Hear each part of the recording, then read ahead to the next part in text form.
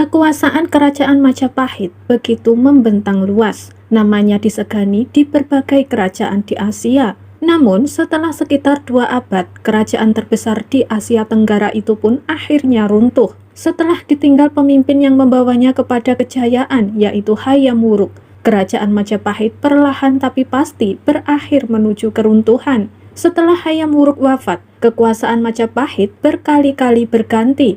Konflik internal dalam kerajaan menyebabkan berbagai perang, mempercepat kehancuran kerajaan yang berhasil hampir menguasai seluruh daerah di Nusantara dan beberapa daerah di Asia Tenggara. Belum jelas memang peristiwa apa yang menandai berakhirnya kerajaan ini. Ada beberapa sumber yang mengatakan bahwa Majapahit runtuh akibat serangan dari kerajaan Islam Demak.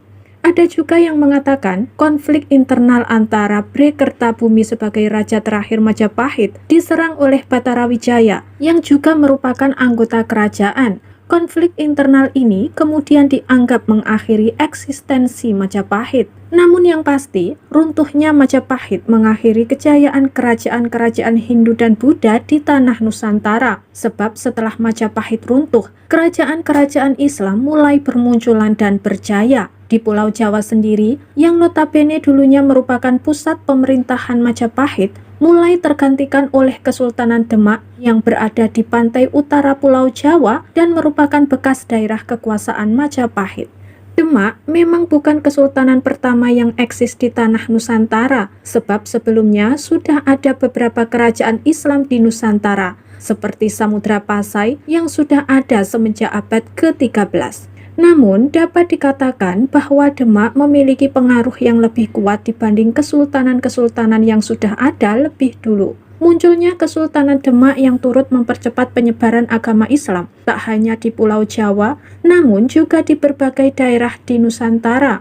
Agama Hindu dan Buddha yang pengaruhnya kuat pada masa-masa sebelumnya mulai tergantikan dengan agama Islam. Selain Demak di Pulau Jawa, beberapa kesultanan juga semakin kuat pengaruhnya di berbagai daerah di Nusantara, seperti Kesultanan Aceh di Aceh, lalu Goa Talo di Sulawesi, Kesultanan Ternate dan Tidore di Maluku, dan lain sebagainya. Runtuhnya Majapahit memang dapat dikatakan sebagai sebuah turning point bagi sejarah Indonesia, sebab setelah runtuhnya Majapahit juga sekaligus mengakhiri eksistensi pengaruh kuat kerajaan Hindu dan Buddha yang cukup lama berkuasa di Nusantara.